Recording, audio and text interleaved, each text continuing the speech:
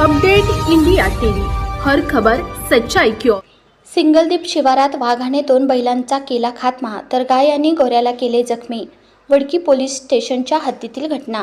Police station Wadki हद्दीतील सिंगलदीप शिवारात असलेल्या नामदेव धोंडू वडदे यांचे शेत बांधावर वाघाने 2 बैलांचा खात्मा केला आहे, तर एका गाईला आणि एका गोऱ्याला जखमी केले आहे। सदर घटनेची माहिती वडकी पोलीस स्टेशनला मिळताच वडकी पोलीस स्टेशनचे ठाणेदार सुखदेव भोरकडे हे तातडीने घटनास्थळी पोहोचून त्यांनी सदर घटनेची माहिती वन विभागाला देण्यात आली।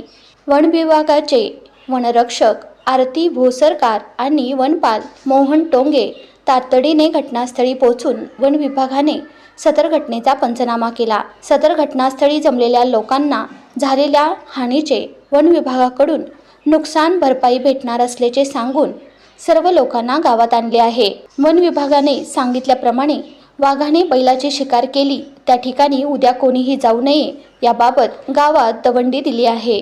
घटनास्थळ परिसरात कॅमेरे बसवून पुढील कार्यवाही वन विभाग करीत आहेत। यवतमाळ जिल्हा प्रतिनिधी विनोद माहुरे।